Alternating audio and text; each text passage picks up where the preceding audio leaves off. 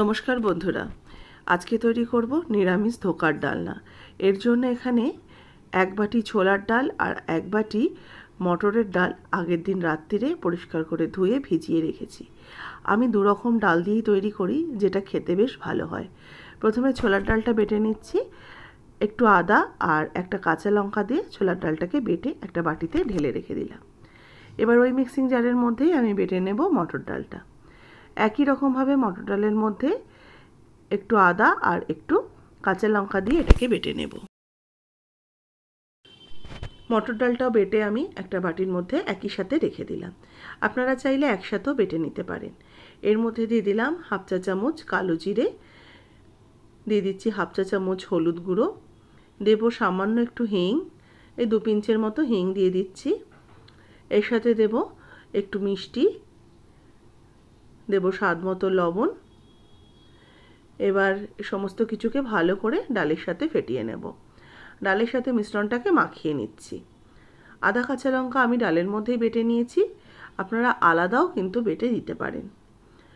এবার ডালের সাথে এটাকে ভালো করে মিশিয়ে নিয়ে কড়াইতে তেল গরম হতে বসিয়ে দিয়েছি।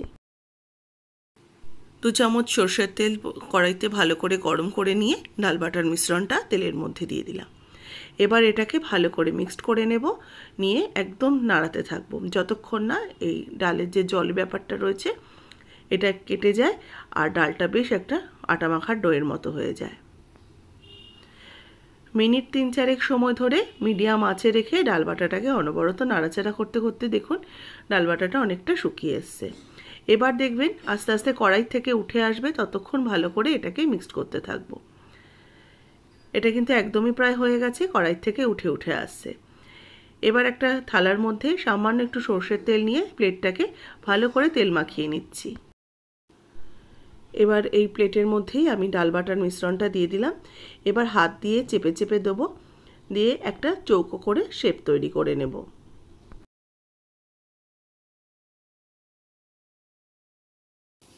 যেহেতু ডাল বাটাটা বেশ গরম, আমি হাতের মধ্যে একটু জল দিয়ে দিয়ে এটাকে চেপে চেপে চৌকো করে একটা শেপ করে নিচ্ছি। তবে এই শেপটা তৈরি করে রেখে দেবো 10 জন্য ঠান্ডা হতে। এটা যদি ফ্রিজে রাখতে পারেন খুব ভালো, আর না হলে ফ্যানের তলায় রেখে দেবেন। ঠান্ডা না হলে কিন্তু এর শেপটা ঠিকঠাক হয় না।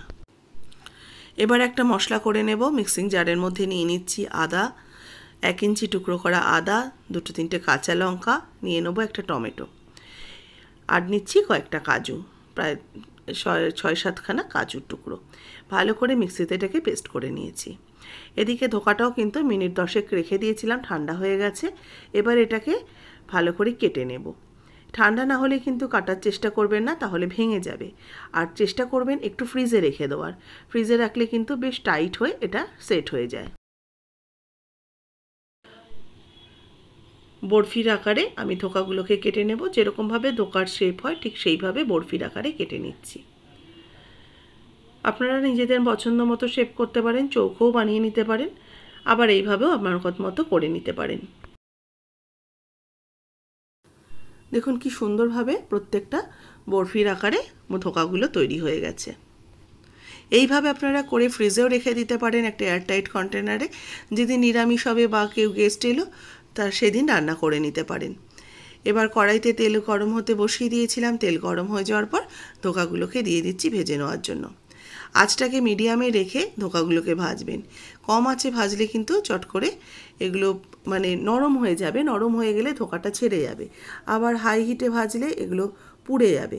সেই জন্য আঁচটাকে একদম মিডিয়ামে রেখে এটাকে ভাজতে হবে। আর এক পিঠ কিন্তু চট করেই নাড়াবেন না, এক পিঠ দেওয়ার পরে কিছুক্ষণ রাখবেন। যতক্ষণ না ধোকাটা সেট হচ্ছে ততক্ষণ এটাতে খুন্তি দেবেন না। মিনিট 3-4 সময় লাগে এক একটা ব্যাচ ধোকা ভাজতে। আর একসাথে সমস্তগুলো দেবেন না, তাহলেও কিন্তু ভাজাগুলো ধোকার ভালো হবে না। আমি 5-6টা করে দিয়ে আমি এগুলোকে ভেজে তুলে রেখে দিচ্ছি। ধোকাগুলো ভাজা হয়ে গেছে, এগুলোকে এবার তেল ছড়িয়ে উঠিয়ে রেখে দিচ্ছি। একদম সোনালি করে ভালো করে রং ধরেছে, ভেজে নিয়েছি। সেকেন্ড ব্যাচের ধোকাগুলো একই রকমভাবে ভেজে নেওয়ার জন্য দিয়ে দিচ্ছি।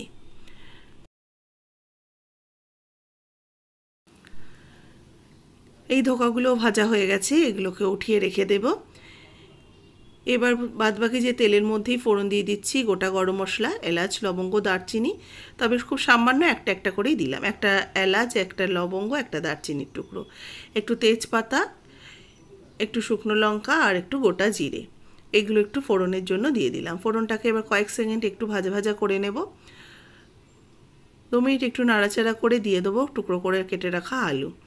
আলুগুলোকে এর সাথে ভালো করে ভেজে নেব।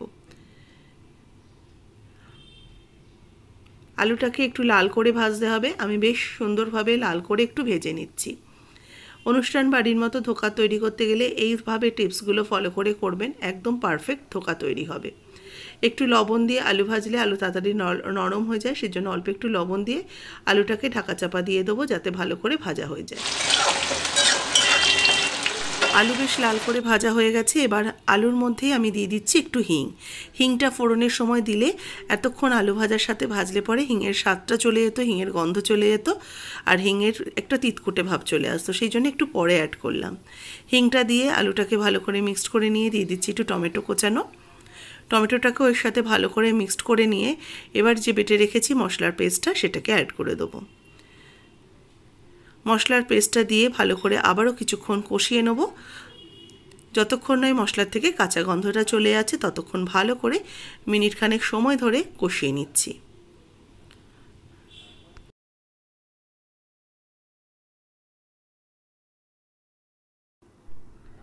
মশলাটাকে দেখুন ভালো করে কষিয়ে নেওয়ার পর এবার কিছু গুঁড়ো মশলা অ্যাড করব। প্রথমে দিয়ে দিচ্ছি হলুদ গুঁড়ো হাফ চা চামচ, দেব কাশ্মীরি লাল লঙ্কার গুঁড়ো হাফ চা চামচ, জিরের গুঁড়ো হাফ চা চামচ, ধনের গুঁড়ো হাফ চা চামচ, দিয়ে দেবো স্বাদ মতো লবণ। আলু ভাজার সময় একটু লবণ দিয়েছিলাম, সেটা বুঝে দিতে হবে। একটু মিষ্টি দিয়ে দিলাম। এবার ভালো করে কষাতে থাকবো। সামান্য একটু জল দিয়ে দিলাম যাতে মশলাটা ভালো করে কষানো হয়। আচ্ছা, আমরা নিরামিষ রান্নাতে প্রত্যেকে একটু মিষ্টি দিয়ে থাকি। আমার ওপার বাংলা দর্শকদের একটা প্রশ্ন আছে যে আপনারা সব রান্নাতেই কেন মিষ্টি ব্যবহার করেন। এটা নাকি পৃথিবীর কোনো জায়গাতেই নেই যে সব রান্নায় মিষ্টি ব্যবহার করা হয়। একদমই ঠিক কথাটা বলেছেন। আপনি যদি দেখে থাকেন আমার রেসিপি পুনরায়, তাহলে আপনাকে উত্তরটা দিচ্ছি। একদমই ঠিক বলেছেন। ভারতবর্ষেতেও কোথাও কিন্তু রান্নার মধ্যে মিষ্টির প্রচলন নেই। একটু যদিও উড়িষ্যায় দেওয়া হয়, কিন্তু আর আদার্স কোনো স্টেটে কিন্তু দেওয়া হয় না। তবে আমরা যেহেতু এপার বাংলায় থেকে থেকে অভ্যস্ত হয়ে গেছি, এপার বাংলার মানুষেরা কিন্তু একটু চিনি দেওয়া পছন্দ করেন। আর আপনারা একটু খেয়ে দেখবেন, সামান্য একটু চিনি দিলে কিন্তু রান্নার স্বাদটা ভালো হয়। অবশ্যই এটা একটু কমেন্টস করে জানাবেন আপনাদের এই মতামতটা আমার সাথে একমত কিনা। এবার দুটো চেরা কাঁচা লঙ্কা দিয়ে দিলাম। ঝোলটা দেখুন ফুটতে শুরু করেছে। ঝোলটাকে প্রথমে ভালো করে ফুটিয়ে নেব। ঝোল ফুটে ওঠার পর আমি দিয়ে দিচ্ছি ভেজে রাখা ধোকাগুলো। ধোকা দিয়ে আর বেশিক্ষণ কিন্তু ফোটাবো না, তাহলে ধোকাগুলো ভেঙে যাবে। মিনিট খানেক একটু ওপর নিচ করে নিয়েছি ঝোলের সাথে মাখা মাখা করে নেওয়ার পর।